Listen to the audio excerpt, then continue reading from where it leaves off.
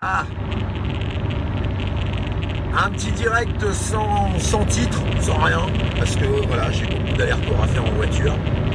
Et même si je peux pas être disponible sur le terrain pour soutenir le mouvement aujourd'hui, ça ne m'empêche pas de m'exprimer. Je viens de me respirer un quart d'heure de France Info, j'ai écouté BFM, j'ai fait tout comme le gouvernement il m'a dit. Et tout ce que j'entends depuis ce matin, ce sont des condamnations envers les gilets jaunes. Voilà, c'est-à-dire que nos médias, nos merdias, nous disent que les gilets jaunes sont violents, que les gilets jaunes sont radicalisés, qu'un demi-millier de personnes a été interpellé.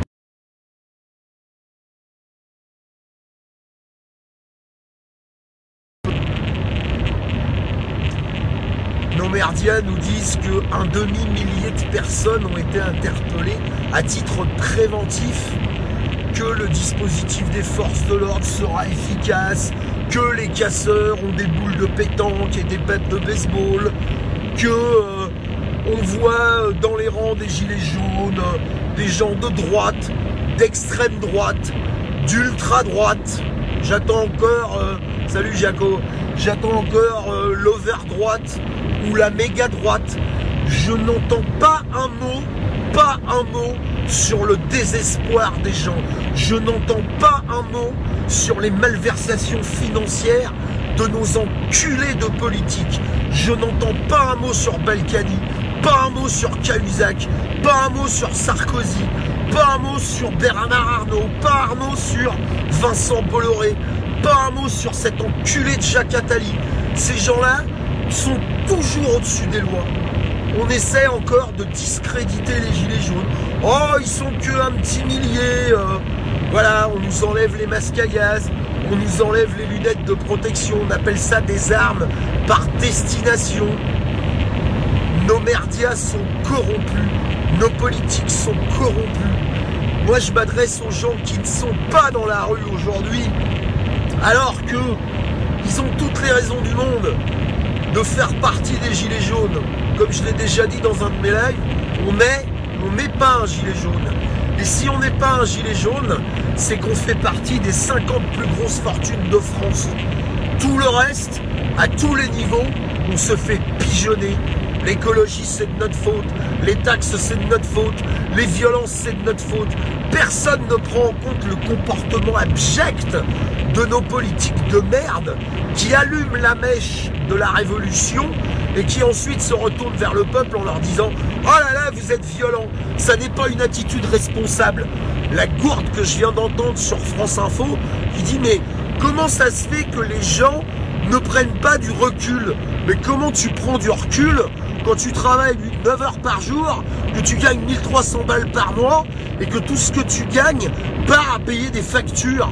Comment tu prends du recul quand tu sais que les compagnies pétrolières sont pas taxées, quand tu sais que le CICE, 40 milliards, a créé 0 emploi, quand tu sais qu'il y a des mecs chez Citroën qui sont intérimaires depuis 15 ans et qui gagnent 800 balles par mois, jamais ils pourront se payer les voitures qu'ils fabriquent. Quand tu sais qu'Emmanuel Macron a balancé 24 millions d'euros de missiles sur la Syrie sans aucune forme de préavis ou de consultation, qu'on gaspille l'argent du peuple, que les sénateurs nous prennent pour des glands, que les députés nous prennent pour des glands, que les mandats sont cumulés, que l'Europe est une pompe à fric, et on vient encore nous taxer de violents et de casseurs. Et on vient encore nous dire « Ah là là, vous encouragez la violence !»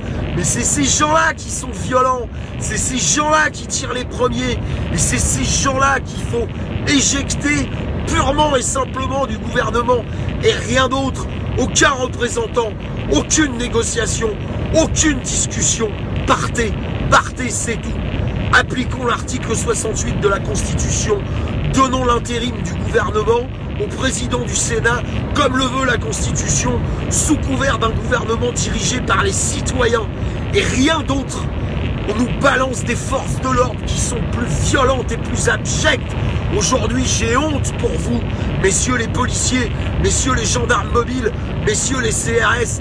Il est encore temps pour vous de poser vos casques, de poser vos boucliers, de vous tourner vers les gouvernants en leur disant on ne tapera pas sur les citoyens, on ne tapera pas sur un peuple qui souffre, parce que c'est exactement l'image que vous donnez quand vous mettez nos enfants à genoux avec les mains sur la tête, alors qu'on n'est pas foutu de décapiter un putain de pédophile. Mais qu'est-ce que c'est que ce pays? Vous devriez avoir honte de vous.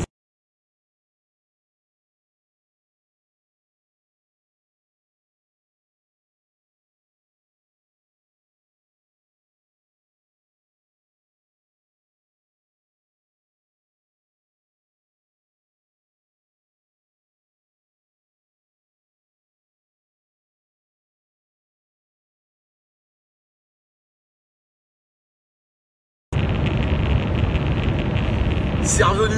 En tout cas, moi j'ai honte pour vous, messieurs les forces de l'ordre. Salut Élise. J'ai honte pour vous de voir le comportement que vous avez, de continuer de défendre bec et ongle un gouvernement qui vous pisse sur la tête et qui à vous-même va vous balancer des pleurs du patate du bout de la table en vous disant tenez, on vous donne une prime pour votre dévouement. Salam Cathy. Votre dévouement de merde. Vous défendez les mauvais. Vous vous êtes trompé de camp. Montrez-nous que vous voulez respecter les valeurs de la République. Liberté, égalité, fraternité. Déposez vos armes. Déposez vos boucliers. Déposez vos putains de matraques. Les gens sur qui vous tapez, ce sont vos femmes, vos compagnons, vos maris, vos pères, vos enfants. C'est sur eux que vous tapez. Et vous tapez sur ordre du gouvernement qui spolie, qui méprise ce peuple, qui n'est même pas foutu de prendre les mesures qui s'imposent. L'ISF a été abrogé.